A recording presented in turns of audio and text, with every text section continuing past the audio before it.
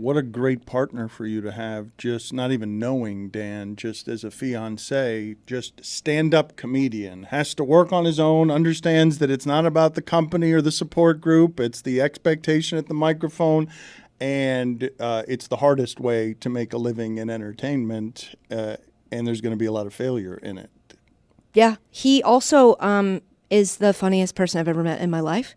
And when you are sad, I highly recommend surrounding yourself with the funniest person that you've ever met in your life, so that when, I now get, he makes jokes about my life, and they make me feel better about it. And it's like I have my own, I feel like I cheated the system by getting him for the rest of my life. Because now, my favorite comic, his material is like my pain, and his pain, which is my pain. And it's like having a custom made, I feel like I have a, he's like a cameo I paid for, and he just is like, happy birthday. And it's the best. It's absolutely the best. I recommend everybody do that. Date a very funny stand-up comic. How would you, I think we might have some parallels here, right? Because ostensibly, because of my marriage, I would say that Valerie is the reason that I am there, happier than I've ever been.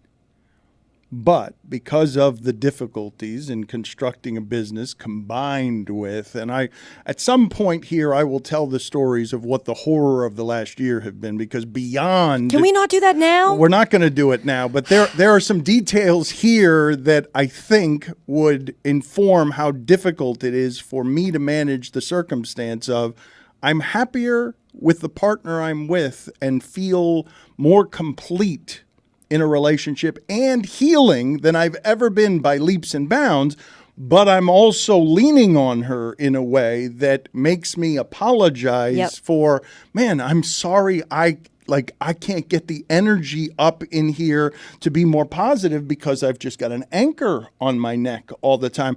And I don't know what to do with those two feelings. I don't know what I'd do without her. I would be I just can't even imagine how lonely and dark it would be without her. But here I am, like you are, in the greatest happiness I've known over here. Mm-hmm. But then you've got this thing that I'm treating and you're treating that is a profound unhappiness there. Mm-hmm. How do those things mix for you in terms of overall happiness, where you're going to get your blissful marriage utopia, but also you're hating yourself as you think you're failing at antidepressants? At its worst, that's not where I'm at right now, but at its worst, he's on tour. He's always on tour. He's most weekends, Thursday through Sunday, he's gone.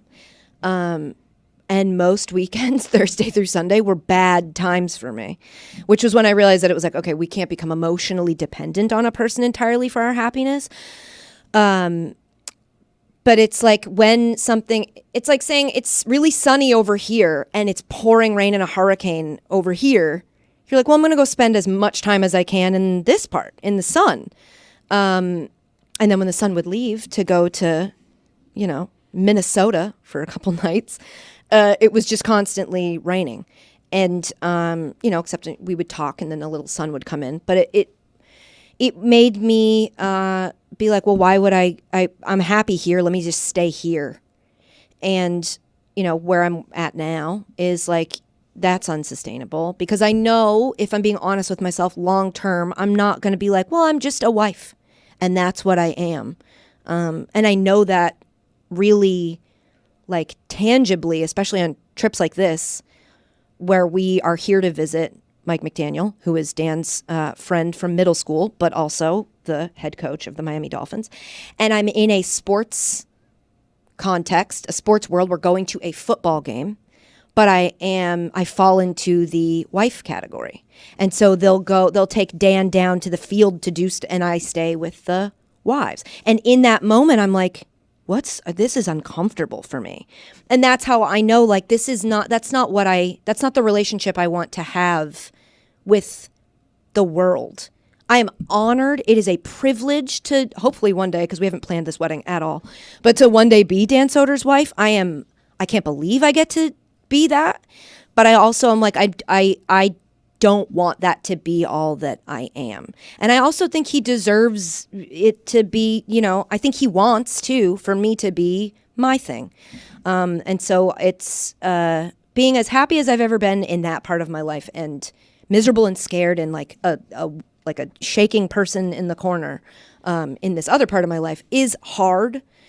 But I'm trying to teach myself to let the sunshine be fuel to then take into this other part and like get to work on it.